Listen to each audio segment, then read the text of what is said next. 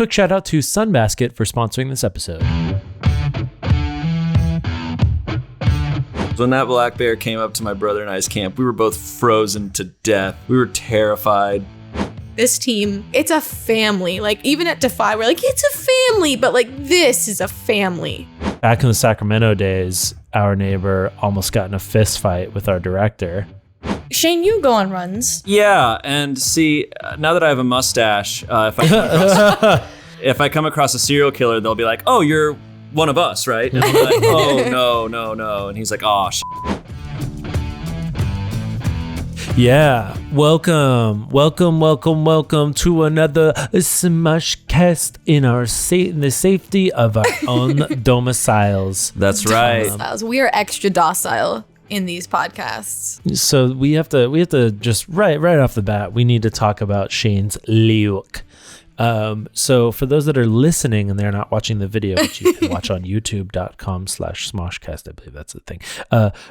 Shane looks like somebody combined Gus Johnson and Henry Cavill. Whoa, a CG Henry Cavill. I see what I feel like I look like and what I've gotten the most references to is Gus Johnson and Nicolas Cage from Raising Arizona. Oh, dang. Yeah. Yeah, that's crazy, dude. The mustache, definitely, there's something to it, man, because as soon as I shaved off the rest of my facial hair and just left this, I felt different. I feel simply more powerful. I feel like there's an aura around me that I'm immediately less concerned with most things. You know, I can wear whatever I want now. There's really not much stopping me from just walking out in a t-shirt and underwear. There's just a freedom there. I'm allergic to all over the place. Narcissism. Hey, it's not me. I don't believe in myself. I just believe in the mustache. Yeah. The mustache is my god. It's actually my new. It's how everyone has a center. They're either head centered, chest centered, or hip centered. I am now mustache centered. You lead with your mustache when you walk. I lead with my mustache when I walk. How long do you think you're gonna keep the stash? Well, I have to keep it for at least a week because we're shooting the second part of Gosh Darn News next week. Nice. Oh my gosh. And I have to. Because we shoot Gosh Darn Fucking News, we shoot in different parts. Mm-hmm. We shoot a bunch of the sketchy type stuff at first, and then we wait so that we're up on the news, and then we shoot all of that the day before it comes out. So we shot a bunch of it already, so I need to keep the mustache for continuity. Love that, dude. That was my excuse. That was my excuse to lock it in. Yeah, Gosh Darn Fucking News. If you guys haven't seen the first episode, go watch it. It's a lot of fun. Super silly. It's on the main channel, and we decided that, hey, I mean, you guys seem to like it at home, so let's make some more. So we're coming out with the second Gosh Darn Fucking News, or if you got to say it around your parents or, Christian friends, you could just say GDFN. It's the spiciest news show on YouTube. We're talking about everything. This news show has everything. That's right. Except for the news. We don't really cover the news. But there's news in there. There's a little bit of news. Yeah, there's some good news, Yeah. Good news, bad news. Bad news bears. We probably won't sell our news show to CBS Viacom. We got some good characters in there. It's going to be a place to try new characters out. Oh my God, I have a new character, guys. Okay. But first, I just really want to get back to the mustache thing. I think it's really cool, this whole, at first it was quarantine beard, and now it's quarantine stash. So Ian, you're next. Bring the stash, por favor. I'm working on my quarantine bowl. As you can see, I'm so happy. my bowl haircut. Look, it's whipping to the left and everything. Oh, snap. It has a complete memory of what it used to be. My hair knew exactly, like once it got to a certain length, it's like, oh, we back to the bowl. Oh, we back to the bowl. It's in your DNA. It honestly is. Amazing. It's very strange, and I don't particularly like it, but I don't really have a choice. So my house is a cage, dude.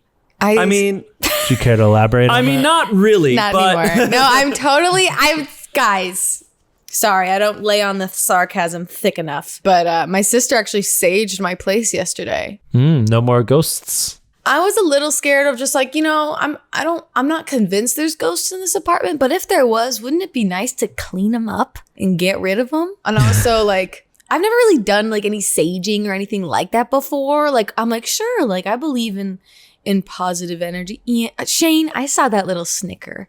I was laughing at the idea of your guardian angel getting burned up when you're burning the sage. Yeah. No, I'm here to protect you.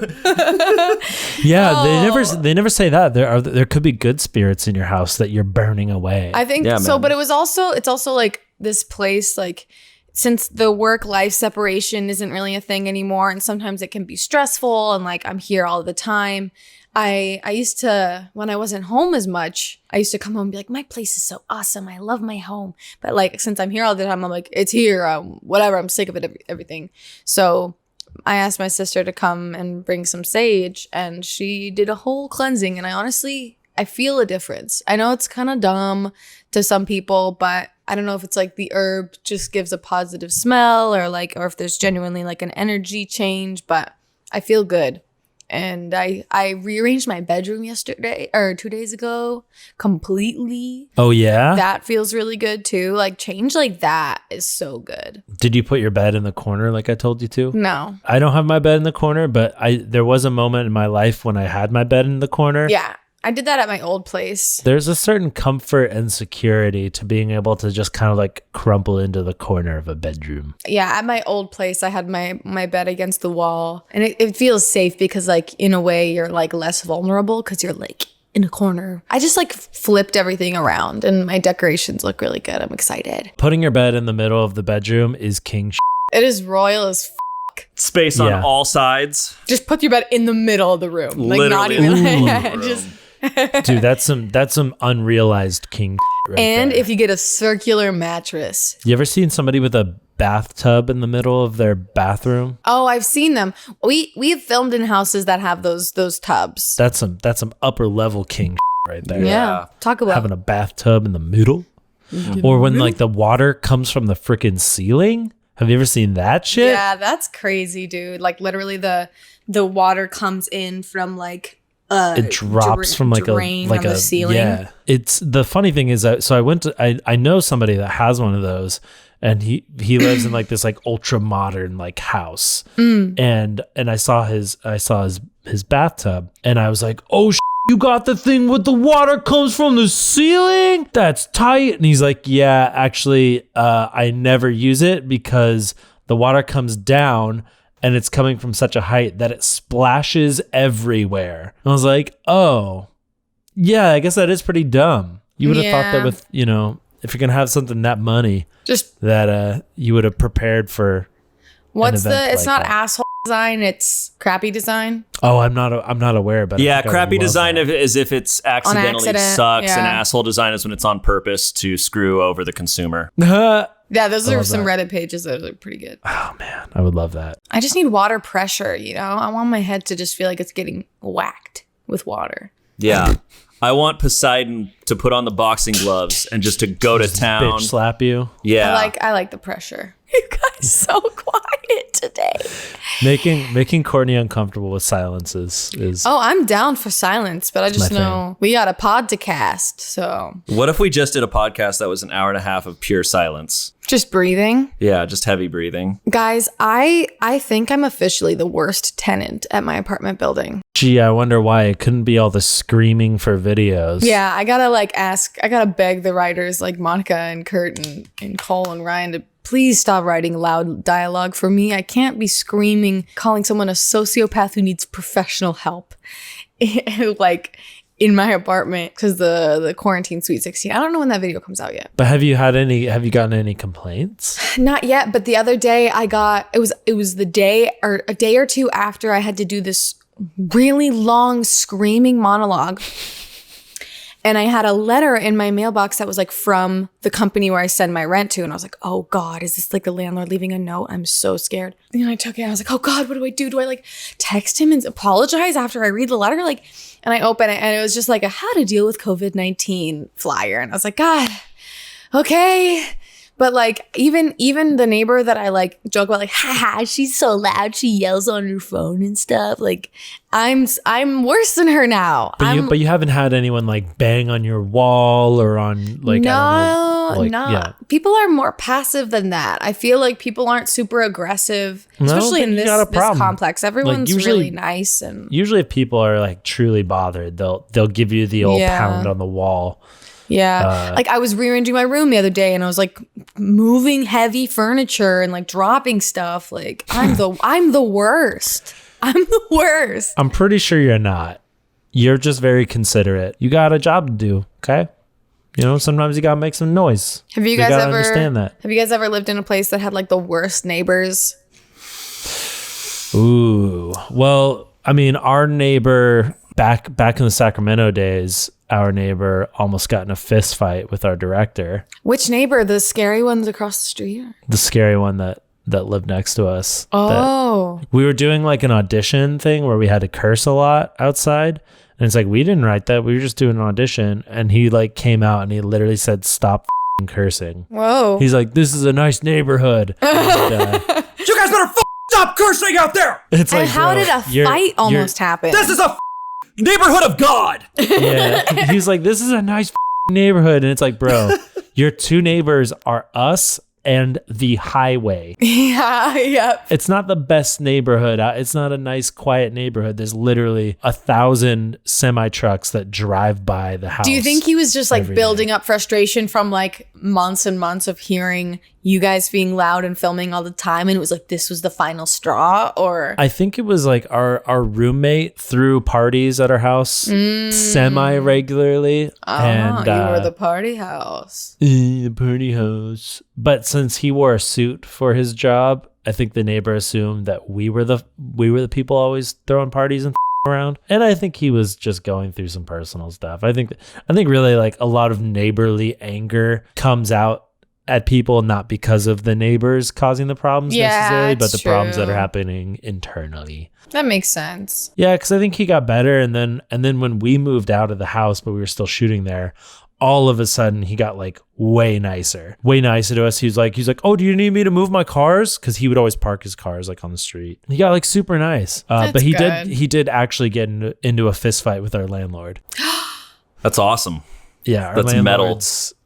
So he just like really wanted to fight, huh? He was just like looking for a fight. He just was like, I just really want to test my strength. Like I want to see if I really can land a few. Like I don't know, man. I think he was just going through some. I know. Back then we were really annoyed with him, but now I can look back and be like, okay, he was probably just going through some stuff. That's usually the case. Shane, have you ever had like wild neighbors other than the ghosts in your apartments? Do you have ghosts in your apartments? No, I did. No, I had weird stuff. They're on other episodes of things. Yeah, that was forever ago.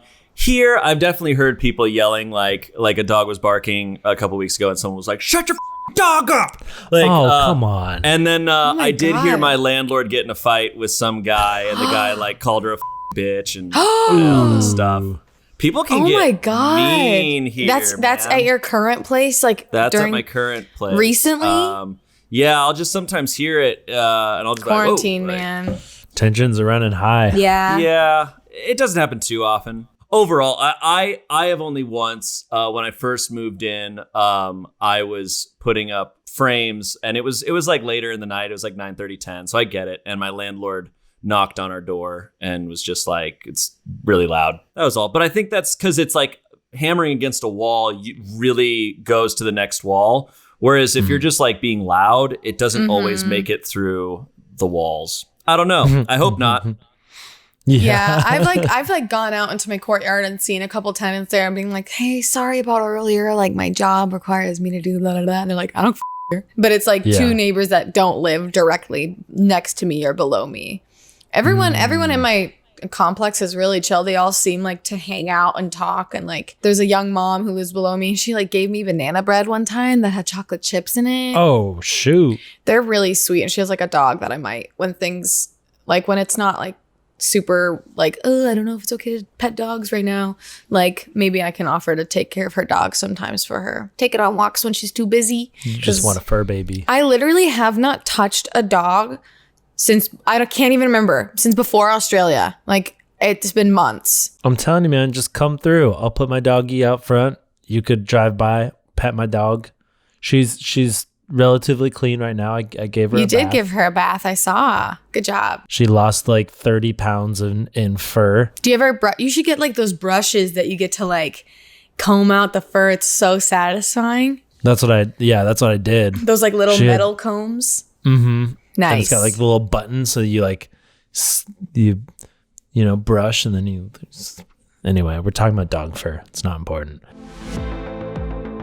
If you're looking to reduce unnecessary trips out and trying to avoid sold-out grocery stores, then check out Sunbasket. Sunbasket delivers healthy, delicious meals straight to your door. They make it easy and convenient with everything pre-portioned and ready to prep and cook. You can enjoy a dinner full of organic produce and clean ingredients in as little as 15 minutes. Each week, Sunbasket offers a wide range of recipes to choose from, so you can try mouth-watering dishes such as hoisin steak strip lettuce cups with pickled daikon and carrots, roasted salmon with miso glazed eggplant, black bean tostadas Diablo with cabbage slaw and guacamole, and much more. And right now, Sunbasket is offering $35 off your order when you go right now to sunbasket.com/Smosh and enter promo code SMOSH at checkout. That's sunbasket.com/SMOSH and enter promo code SMOSH at checkout for $35 off your order. That's sunbasket.com/Smosh. Enter promo code SMOSH.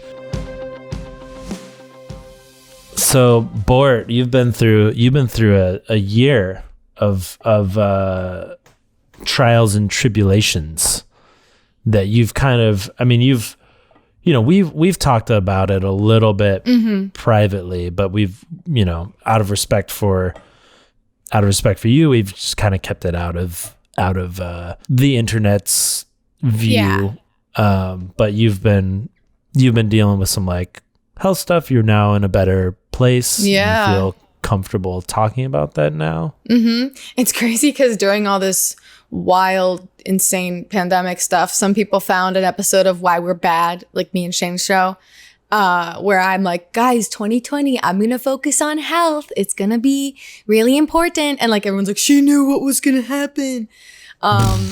And at that point, I wasn't ready to talk about what I was actually meaning because I wasn't entirely like out of the woods yet. But as of recently, through all of this craziness, I was somehow able to get to the doctor and like really be officially told like I'm good. Yeah, it's been almost a year. I think in September-ish was when I found out that I had cancerous cells in my body and it was severe. And I was so floored. That like, dude, that changed me for months. Like you guys saw me go through it.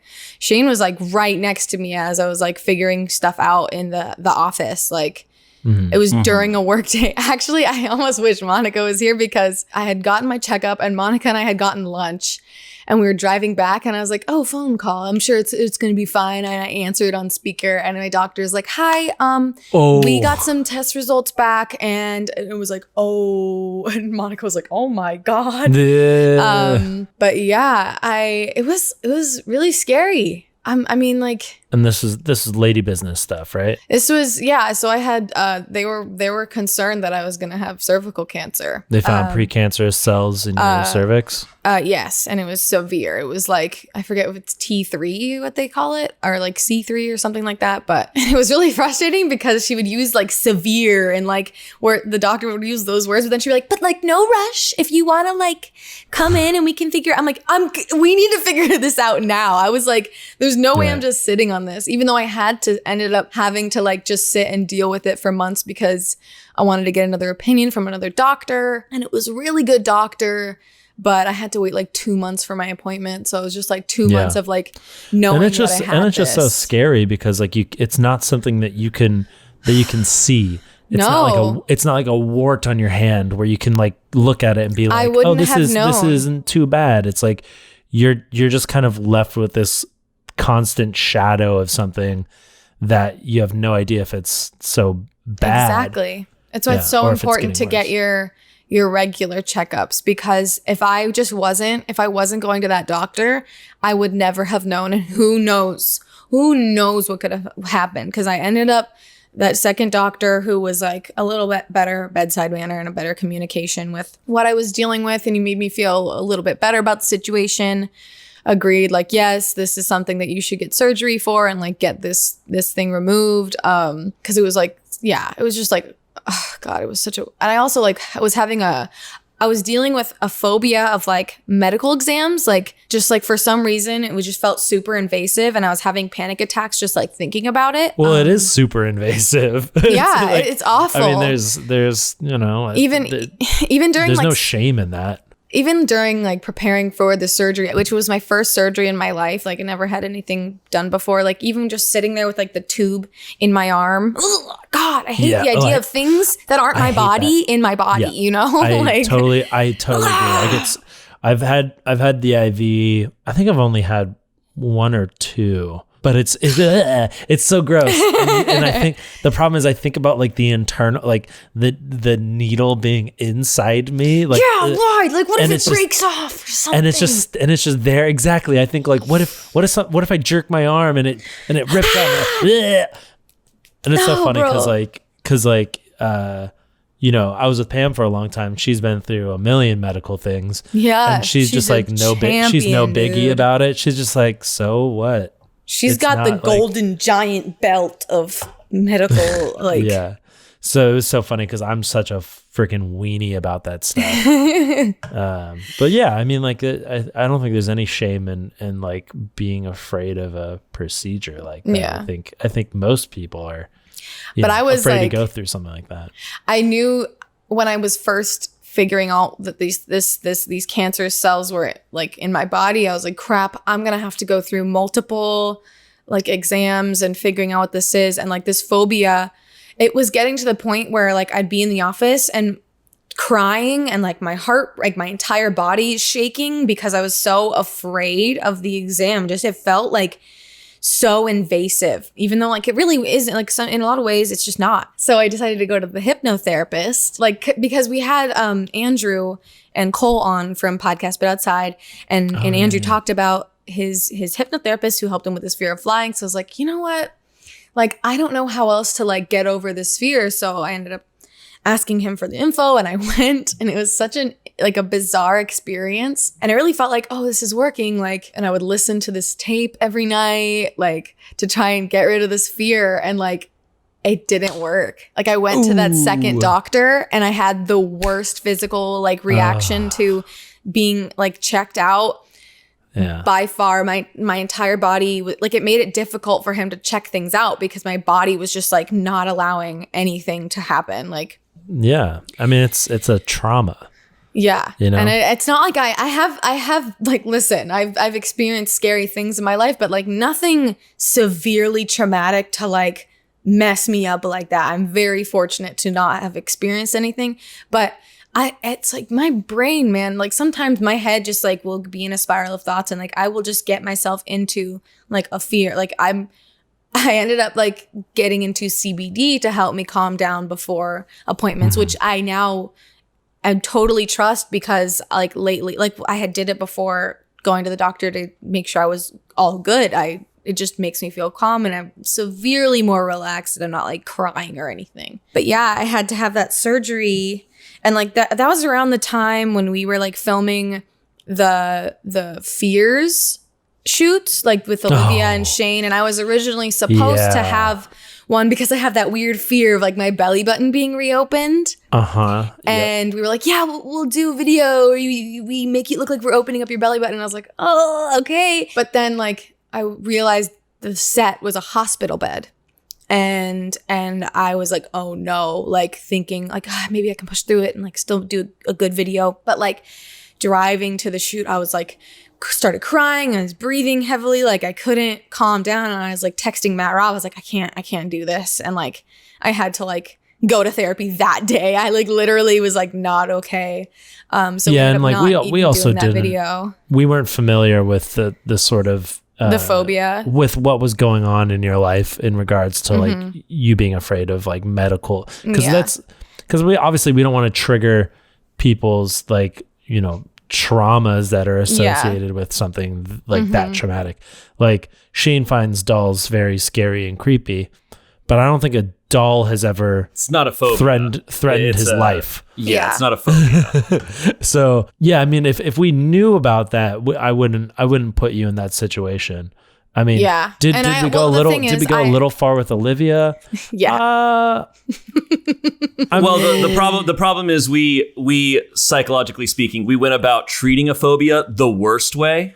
We actually probably made her phobia worse, and she later said that. Confirmed. You're supposed to like slowly introduce integrate it. Yeah. Integrate it. So we just instead threw a bucket of butterflies in her face. Yeah, we did. Which caused a very visceral reaction from Olivia. And I also like I'm sure like she didn't want to do it maybe in the beginning of the day, but like we have this thing where we're like, I can do it. Like, no, I don't want to say no to this thing that you guys believe that I could do well. Like, and you guys are there's also doing the this feeling. video. There's also the feeling that you're not doing your job.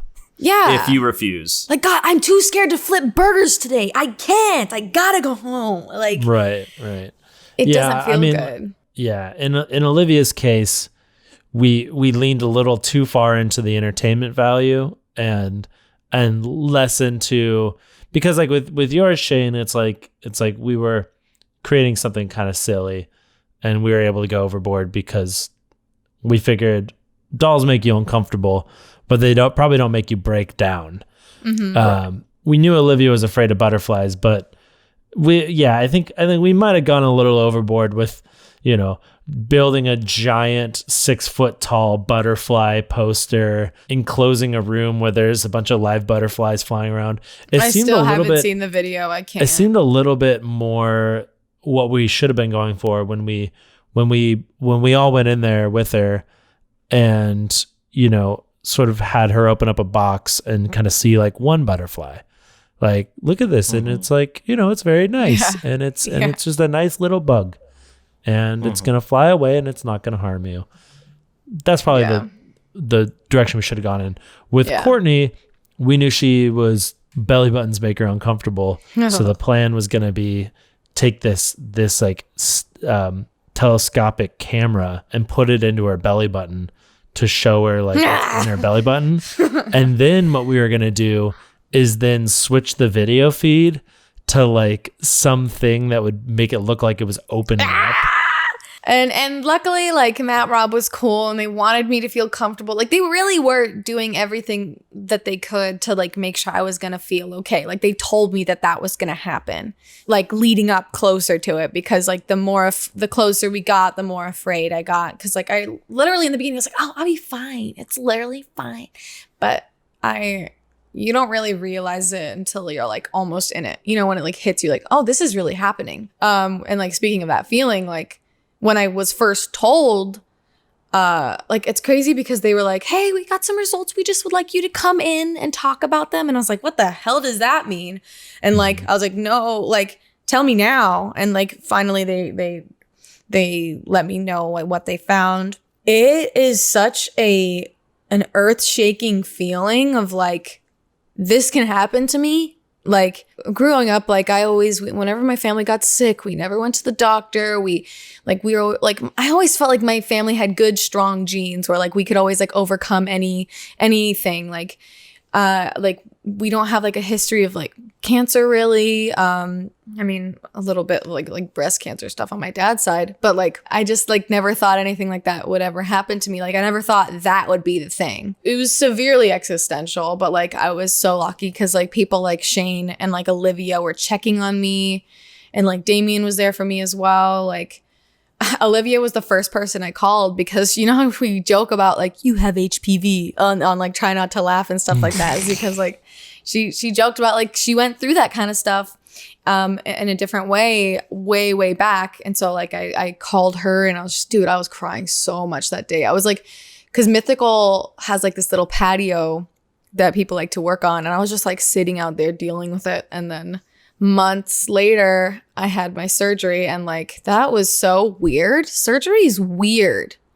they like put you in a gown in a chair, and then they put like a tube blowing warm air into your gown, so you're nice and warm in your gown in your chair. The doctor, she comes in, she's like, hey, how you doing? All right, it'll be like 45 minutes. Get in there, get out. Like, and it's so weird. You get on a bed and they're just like, they wheel you in, and I literally felt like I was in Fallout 4 when you enter a room and a scene is starting. Not a cut scene, but like everything is clearly staged, because like the double doors open and this man turns around and then there's this crazy big bed with like lights and things hanging down, and like he's like, oh, hello. And I'm like, what the hell is going on? And I remember going to sleep, and then I woke up an hour later and like I couldn't stop. My eyes were just watering. I couldn't stop crying for some reason. They're like, oh, that's normal in young patients from the anesthesia, whatever. They didn't send me home with like any pain medication or anything, because I'm like my whole family, like we're weird about like the oxycodones or the Percocets or Norcos, any of that. Like my dad, even after his knee surgery, was like, oh, just strong ibuprofen is fine. I don't like anything like that. But when I got home, I like couldn't even move. My lower abdomen was in so much pain. We got like a heating pack. I was taking Advil, and I was just, oh my God, I'd never felt. And ladies, it basically felt like your worst period cramp of your entire life, but it's never ending. That's what it felt like. And I finally like, I don't really smoke weed, guys. Like it's not a common thing that I do, but I invested in a CBD little THC pen for to calm me down. I literally had gotten it right around the time that I learned about the cancer cells, because I was like, my anxiety as a person is already so high that like this feels like it could be something to help me, because I think too much. Like I can try and meditate, but like my brain is just like, nope, we're still here. The problem still exists. So I had that, and I finally like used that, and the pain went away finally. So I didn't have to go to the hospital or get a prescription called in or anything, but yeah, because that pain lasts for like a good week or two, right? It was a few days. Yeah, that was insane. And then I wasn't allowed to work out for like 2 months, and that was like, no. Mm-hmm. Yeah. Because that was keeping me docile. Talk about docile at the beginning of this episode. That keeps me sane. And so I couldn't, oh man, I wasn't myself. I just wasn't myself for like 4 or 5 months, man. That was crazy. Because I think like what they did with like your issue, right, is they essentially like wherever the cells are, they just kind of like take a cone. It wasn't the area, cone right? procedure. Oh, okay. It was like they have a new one that's it takes off. It doesn't affect you as much because they basically, it's like a hot like ring where it goes a hot ring. It's like, you know, when they like cut like cauterize like a hot it. wire, kinda. It like was like a small, because like I guess where the cells were, and apparently I possibly did have something that they were worried about. Like they were worried I had the cancer or the HPV or something, but like I may have killed it on my own, because like apparently the second doctor I went to, who was really good and really helpful and like generally like just more caring, he told me like homeopathic things like turmeric is really good for cervical stuff, as well as like broccoli, like lightly steamed. And like I was, at the time I was eating hella broccoli and taking a lot of those immunity shots that have turmeric in it. Yeah, I mean, I was taking those regularly. With HPV, it's a virus that your body can basically get rid of on its own. Yeah, but when because he saw the spot where the cells were, and he's like, yeah, it looks like there was something, but it was gone. And he told me those ingredients that help you, and I was like, oh yeah, I actually take those. And he was like, yeah, so it's possible you handled it, but we still have to remove this thing. Those are his words. But the cervix is crazy though, because it can just regenerate itself. Yeah, dude. It's like bodies be crazy like that. Cervix, like, you can get rid of a bunch of your cervix, and it just like grows back like your f***ing Wolverine. It's a magical sphincter, dude. Yeah. Hell yeah, dude. Hell yeah, dude. My sphincter. Ew. I can't. Ew. Can we sell a shirt with that? My magical sphincter. But yeah, that was my first time ever having like a severe medical thing. I've never broken a bone, knock on wood. I've had like stitches on my cheek and chin. But yeah, that was a very scary. I was like not okay, dude. I was a soft boy. I mean, like even though you wound up being okay, and it wasn't as, you know, quote unquote severe as other people, it still does put your life into a perspective, and it makes you realize, like, what am I doing with my life if this is how much time I may or may not have? Exactly. Am I planning everything 30 years out for a future that might not even be here? Oh, that's bleak. But I mean, I definitely it puts you in perspective of like mortality, you know? Yeah. We've talked about mortality in many ways on this podcast, but like, yeah, that it's scary because like you don't want to think about that stuff because it's like, I'm just goofing around with my boys today. I don't need to worry about like what, like a meteorite potentially hitting me. You don't want to think about the things that can take away the things you love. Yeah. Not that I'm saying you shouldn't plan for the future. No, Absolutely. I know. But it's easy to forget about that stuff. And when you're reminded in such a scary way, it changes you. It definitely changes you. But I'm so lucky that I had you guys around, and like the whole team was so helpful. Like I remember sending out this long email, just like breaking down to the senior staff of like what I was going to be dealing with and that what I needed emotionally from them. And like everyone was so nice. Like our team is just so sick. Like we have the best, most supportive people that like, it's just so different from what it used to be. Like I don't know how I would have gone about this at Defy. Like I didn't feel like safe with our team, but like this team is like such a good, it's like, it's a family. Like even at Defy, we're like, it's a family, but like this is a family. This is like, I don't know, like I can't even comprehend a better work situation than I have. And it's like, it's because you guys are so sweet. And Ian, you were so sweet. And like, I feel stupid because I never talked to Pam about it. I never talked to Pam when I was dealing with this stuff. I think it was because it was so overwhelming and the more people I like talked about it with, the more real it felt. So I was like, oh, I don't want to bring more of that energy in. I also like, because if there's anyone to talk about it with, it's her, dude, because she's been through it. Like, yeah. But her and we did talk recently, and I think I maybe talked to her about it a little bit, but yeah. But like, Ian, you were so sweet. And just like, I was definitely surprised at how quickly everyone is like, oh, absolutely. Like, you're fine. Do what you need to do. Like, take your time that you need. I just never expected that. And I felt very lucky. And I don't know how I would have dealt with it otherwise. So, yeah. What a weird 6 months, man. That was crazy. Was it 6 months? The brunt of it. Yeah. And then months ago, I was supposed to be examined and checked out to see like what they did worked. But then all this crazy tour happened.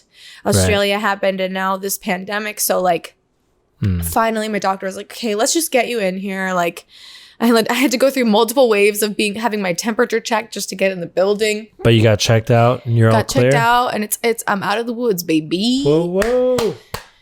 Yeah. Thanks. And you know, like it happens to women all the time. Like a few years from now, I might like get another abnormal result, but like I feel just generally good about it. And yeah, I was scared. I was scared to talk about it in any way before because I was like, well, what if it's like not over? But I think like the most important thing to take away from this is like, you know, other women out there to get regular checkups if you're in the US and you have health insurance. That's the only reason I share anything is because like I want people to not feel alone. Like I came out on this podcast, like and I do those things. It's like normalize the things that a lot of people don't see as normal. Like, yes, it's okay to not be like physically perfect, or it's okay to be different. And like, I just want to normalize my differences or my experiences so that other people can feel comfortable and normal in their weirdness or their experiences. So that's why I love this I'm weird, dude, and this podcast lets me do it. I go off. I'm gonna get a mustache. It wouldn't show. You're too blonde for that. I don't know. After that surgery, I was like, I can handle surgery, man. I'm gonna get a surgically put on mustache. You're That's gonna have it. you're gonna have a flesh beard.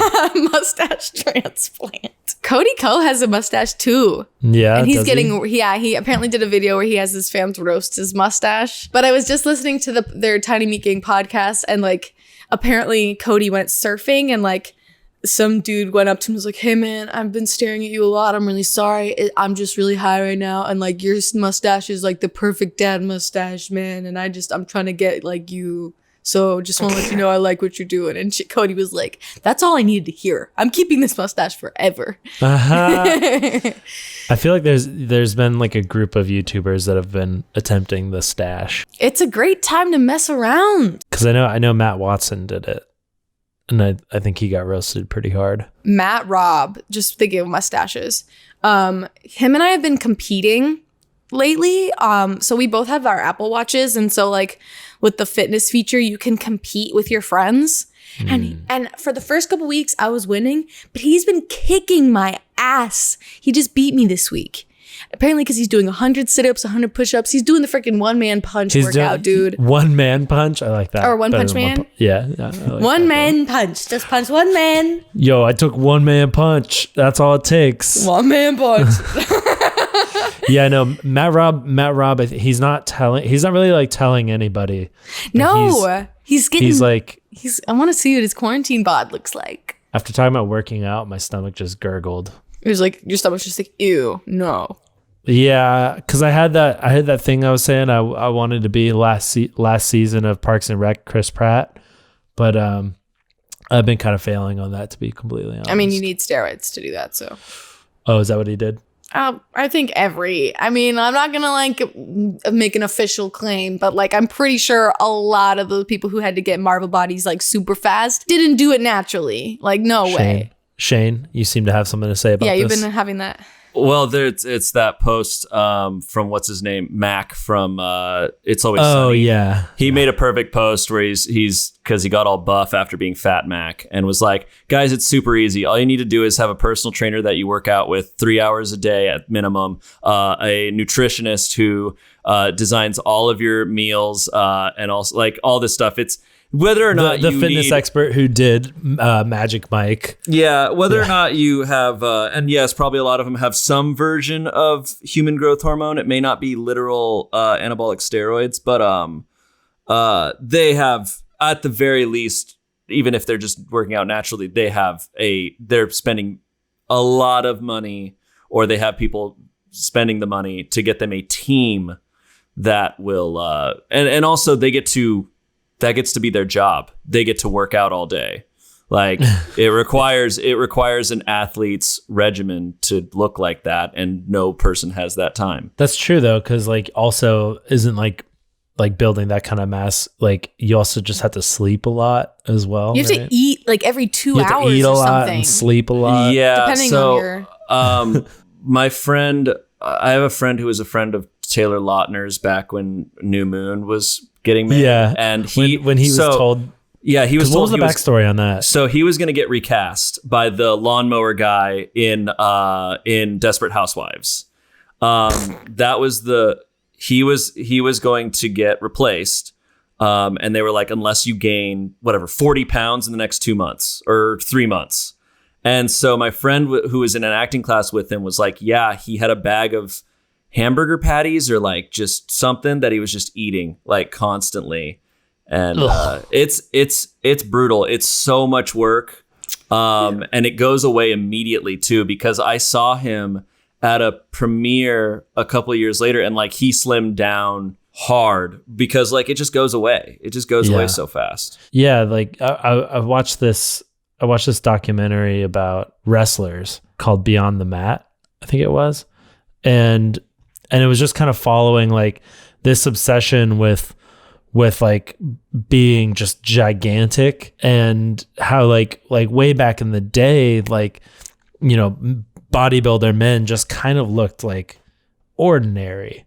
Yeah. But there's been this like weird, because it's like this sort of like superhero culture, and like, you know, bodybuilders like Arnold Schwarzenegger have like sort of reshaped people's idea of like masculinity Yeah. as far as like the ideal male form, you know. Right. And it's like all these dudes that they're like 40 or 50 and they just have to put their entire lives into just like looking huge in the hopes that they get this job as a wrestler. And it's like, bro, like dude's like living, damn. like he's like living out of his van and working out at the Gold's Gym that Arnold Schwarzenegger got popular in. And it's like, I think I heard a thing online about Robert Pattinson refusing to work out during quarantine because he's doing Batman, right? And he was like, and I think I saw from what I read, it was like, oh, well, people in the 70s didn't look like this. Like they didn't look like a Marvel body. So he like it was refusing to work out. I don't know if that's the same situation now. It was a little bit ago, but that was interesting. I mean, it's true. Like you look at fit people back in the day, they just look like average dudes now. Like yeah, 100%. Like, what was that? What's his name? Like Jack LaLanne or whatever. He was like the first sort of like fitness guy. Like you look at him and he's like, yeah, you're like a fit like guy, but you look like you'd be crushed by pretty much every LA fitness bro that I see at the gym. Like, dude. He was probably healthier though. He lived to be 95, and I think he was jogging 5 miles per day up towards like into his 90s. Damn, boy. He was in great. Arnold Schwarzenegger even said like that Jack LaLanne was one of like an inspiration to him. So yeah, like fitness health wise, Jack LaLanne is maybe one of the healthiest people of the past century. I hate running, man. Lately, I'm just like, I don't want to do it. It's so boring. It's never fun. I'm not gonna argue with that. Argue. 'Cause there's no point in boring. What is doing sit-ups that much more exciting? I don't do sit-ups. Even my core workout, I follow a video because I'm that much of a weak ass that I need a screen to entertain me while I work out. I've been like, what I do is like, because I normally do this one route, but there's far too many people on it now, so I just run through my neighborhood, and That's some hills. Yeah, it's like a hill workout too. But I'm just like marveling at like all the different like architecture in my neighborhood, and like every time I run, I'll take like one different street or something and just like see like a new like interesting looking house, or like, oh, they have like a very nice like garden or something. So I'm very like easily distracted, as I'm sure you guys know. So running for me, I always find things to look at. I will say, I don't mean to shut anything down, because like everything you're saying is so true. Like Kevin, our shredder who's running this podcast right now, he took me on a run once. That was my first run in forever, because years ago I had this weirdo come at me with a chloroform cloth, and like I was scared off running for years. Yeah, I don't know why. I don't know why you'd be scared after that. I don't know. It was just like spooky. It was just spooky. Cut to earlier in this pod. Yeah, I've never had anything traumatic happen to me. Yeah, this one time I was nearly murdered. I know, but that time, like, it was so fast, because like he ended up running right past me because he realized there was people around. So a lot of bad things could have happened to me in my life, but they just haven't. But so nowadays when I do run, it's either I have a dog with me, or it's in a very public place, or I'm with someone like Kevin. So when Kevin took me on that run for the first time forever, we ran past a donut shop, and you smell the smells, you see the people, it feels much safer. Yeah. Whereas like nowadays, if I'm running by myself, I have to do it in a very public place. Also in LA, like it's so much, built around transportation, like with cars, that the chance to actually go out on the street as a pedestrian, it's tough, and sidewalk just hurts my feet. Seems so like different. Yeah. yeah. It's so to be safe, I usually will either go to this park where it's like a trail that lots of people are doing laps on, which like isn't safe in another way, or I'll try and like run around my neighborhood. And even then I'm super nervous. Like I try and stay on super main streets, but like then I run the risk of people seeing me. Cause then the other day, I think I told Shane this, but like, I think I got recognized on a run. I remember I was running and I look up and this girl is on a bicycle and she like nods, but then there's like that secondary look, like, wait. When you're usually getting recognized. I was like, that was weird. And I'm like jogging kind of slow. And all of a sudden she comes up on my other side. And I was like, Jesus Christ. I literally said it out loud. And so she heard me curse. I had headphones in. So like, I was like, whatever. And she wrote a circle around me and like was looking at me. And I was like, what the fuck? And I picked up my pace and eventually she like stopped and left me alone. But I was like, there's no way I'm stopped, especially now. Like, I'm not going to stop and talk to a person that I don't know right now. Yeah. And then like, just people are weird. Like I've had a guy, I've just happened to look up and I see a dude filming me from his van as he's driving by. Like, people are just creepy, right? As a chick, it's hard to, and even scary things happen to men sometimes. Like, no one's really safe, and don't mean to get spooky, but like, it's tough. There's a lot of give and take with running. And I'm also like, I can't do the same route too many times because it sucks, man. It sucks. But also running is boring. I'm surprised you run with headphones. Oh, trust me, I'm doing the periodic look over the shoulder. And it's usually like a podcast, so it's not like music blaring. I can't really. Music is fine when I run, but it's usually Tiny Meeking or Crystalia podcast. Like, so I like conversation. Yeah. But yeah. Do you ever find yourself laughing like on your run because of whatever you're listening to and you feel like you look like a crazy person? I think I definitely like will realize I'm laughing in public and be like, oh, I wonder what people think of this. But I feel like podcasts are normal enough nowadays that I'm fine. Shane, you go on runs too? Yeah. And see, now that I have a mustache, if I come across a serial killer, they'll be like, oh, you're one of us, right? And I'm like, oh, no. And he's like, oh, no. Oh, no. Yeah, I don't jog too much. I should more because it's so good for you. Olivia's been running. Yeah, Olivia's been running a whole bunch. Killing it. They're running miles and miles. I was a treadmill boy at the gym, so I would do that a lot. I think my jam that I want to start doing is I need to because I'm going to be doing it soon, but I need to start hiking more. I think I'm going to start just hiking mountains whenever I can. That's Climb. There's such good hiking trails in Los Angeles. Like, yeah. Well, we got a lot of, and Malibu's great. Yeah, we have a lot of different terrains because you've got Malibu hiking and then you've got Angeles Forest hiking, which are very opposite. Mm-hmm. Yeah, and there's just like these like weird like little like sort of like biomes within the forest, like in the river areas or like in the sort of like canyons. Like the weather is like, it's so different.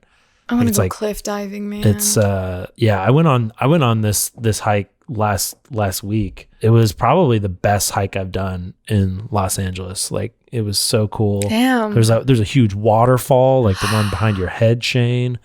And Brandon took that picture. I saw there was a bear cub. Like, I walked out of this outhouse. I heard people go like, oh, there's a bear. I was like, what? And I like open up the door of the outhouse and there's a bear cub like what? 30 feet away from me. And it's like, Mama? Yeah. I was Mama like, Milky? well, I'm getting the out of here. Yeah. And then this was like an area where like a lot of what I'll call the basics were because there's a waterfall. All this sort of basics will come onto the trail with like their Starbucks cups and they're wearing like Nikes. They have boom boxes playing music. Ugh. And they have like little children and stuff. And so this bear cub like comes down the hill and there's like 30, 40 people there in this little area.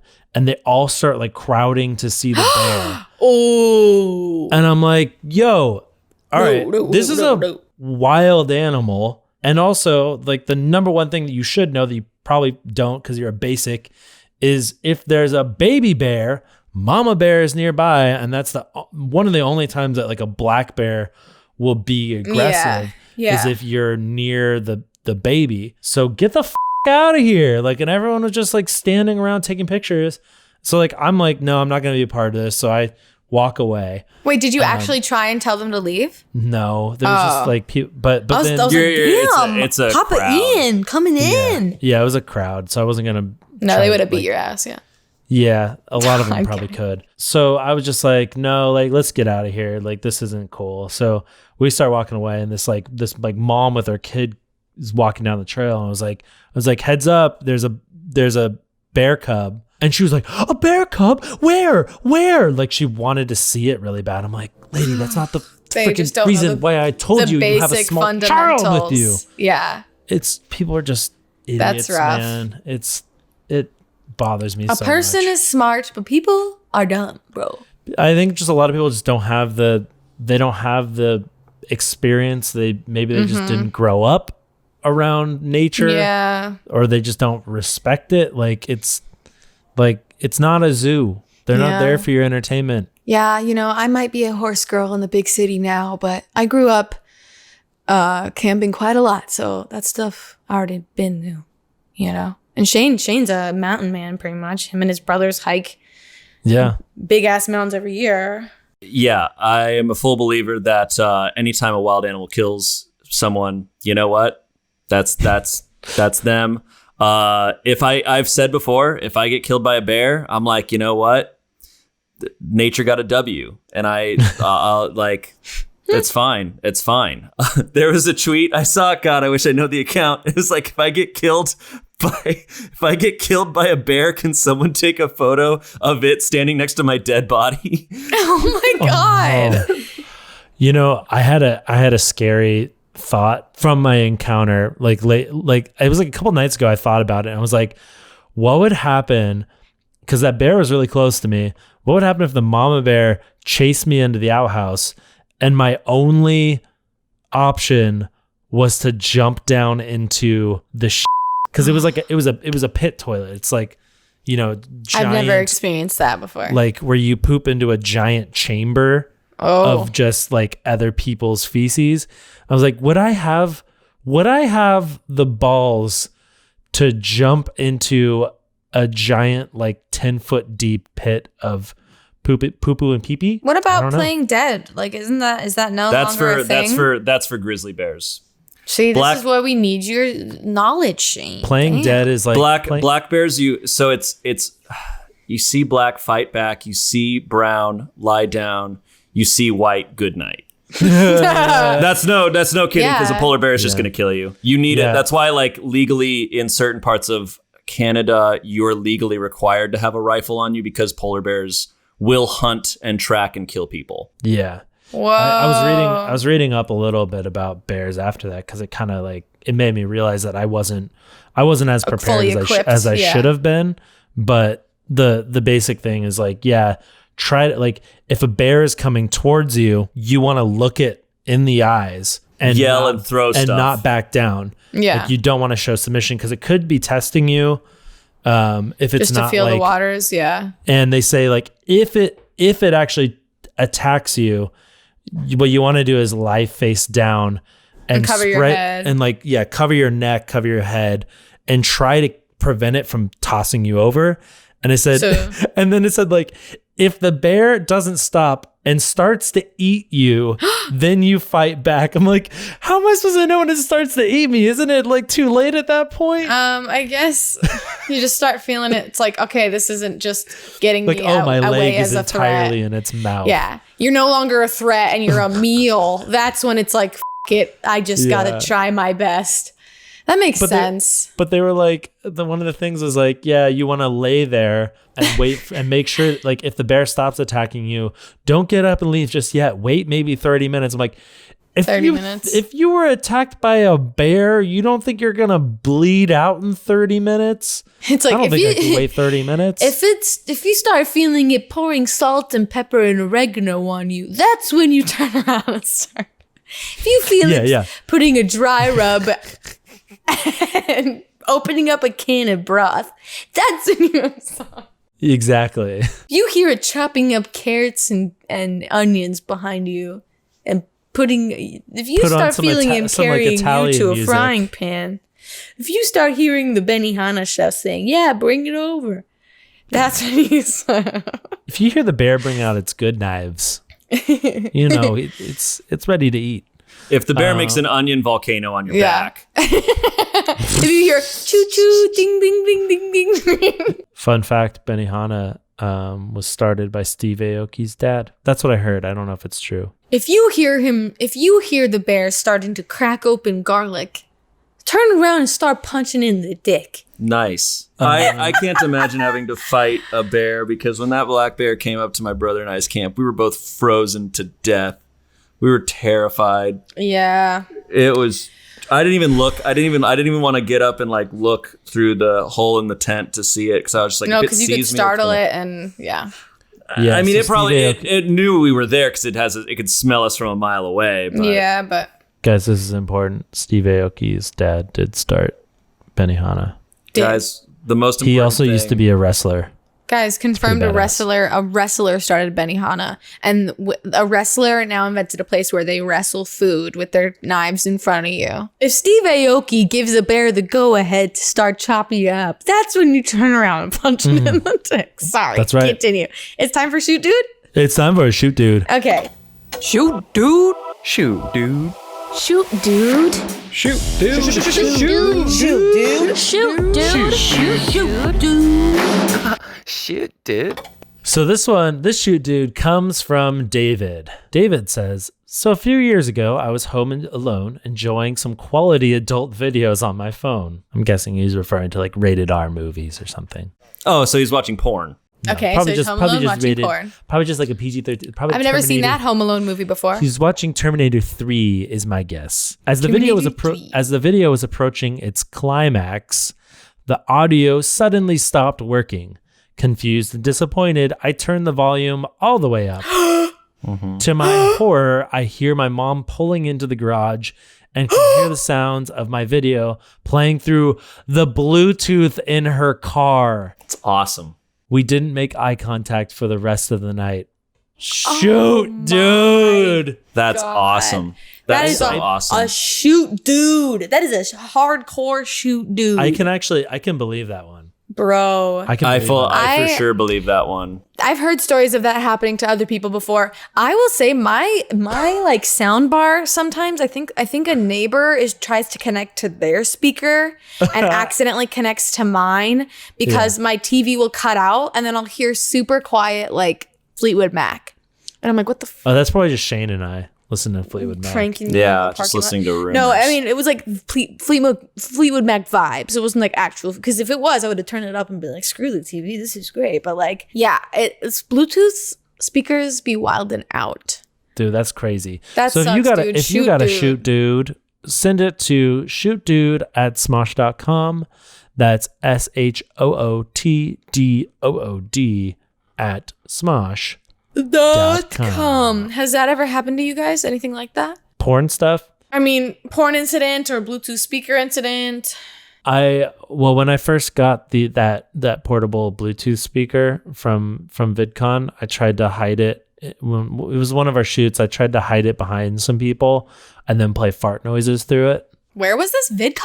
No. It was the speaker that we got at like VidCon. Oh. It was like this little Bluetooth speaker. So I was like, hey, I'm going to hide it behind something and play fart noises because I am 5. Yeah, that's the Bluetooth speakers are just the new modern fart machine. I feel like porn is not the worst thing that could have happened. I feel like an action scene in like John Wick or something. So if you're just chilling in your apartment or in your car and all of a sudden just a bunch of gunshots started going off right near you.